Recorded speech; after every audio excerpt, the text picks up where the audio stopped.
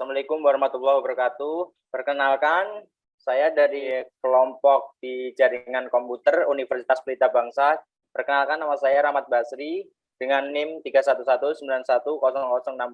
Sebelumnya saya memperkenalkan diri dan ada rekan-rekan saya juga. Yang pertama rekan saya Dandi Firman Saputra dengan NIM 311910045. Yang kedua ada Muhammad Haikal 311910062 dan Aminuddin 311910486. Untuk address subnet MAS dan net ID, mungkin teman-teman akan mau menjelaskan materi satu persatu. Teruntuk materi IP address mungkin akan dijelaskan teman saya Dandi Firman Saputra. Untuk Mas Dandi, saya persilahkan. Saya Dandi Firman Saputra, saya akan menjelaskan cara penghitungan IP address. Sebelumnya, apa sih itu IP address? IP address merupakan sebuah pengalamatan pada jaringan komputer. IP address terdiri dari dua tipe, yaitu IP versi 4 dan IP versi 6. Perbedaan dari IP tersebut adalah kapasitas penampungannya. Untuk IP versi 4, kapasitasnya bisa menampung hingga 32 bit, sedangkan yang versi 6 bisa sampai 128 bit. IP address sendiri terdiri dari 5 kelas. Yang pertama, kelas A, range IP-nya 1 sampai 127. Kelas B, range IP-nya 128 sampai 191. Kelas C, range IP-nya 192 sampai 223. Kelas D, range IP-nya 224 sampai 239. Dan kelas E range IP-nya 240 sampai 254. Lalu di sini ada contoh soal dari penghitungan alamat IP. Alamat IP 192.168.1.10 termasuk ke dalam kelas mana dan tentukan cara hitung manualnya. Untuk kelasnya sendiri itu termasuk ke dalam kelas C dengan range IP 192 sampai 223. Untuk penghitungan manualnya, IP address tersebut termasuk ke dalam IP versi 4 dan pada dasarnya IP versi 4 ini memiliki 4 segmen, yang dimana setiap segmennya itu memiliki 8 bit. Jadi jika dijumlahkan menjadi 32 bit. Setiap bit terdiri dari bilangan biner 1 dan 0. Lalu untuk menentukan net mask-nya, ini dengan cara menghitung per segmennya. Untuk segmen yang pertama ada 1 berjumlah 8. Dari 1 yang paling belakang itu diartikan sebagai 2 pangkat 0 sampai 1 yang paling terakhir 2 pangkat 7. Jadi sehingga dijumlahkan totalnya menjadi 255. Segmen kedua juga sama dan segmen ketiga juga sama 255.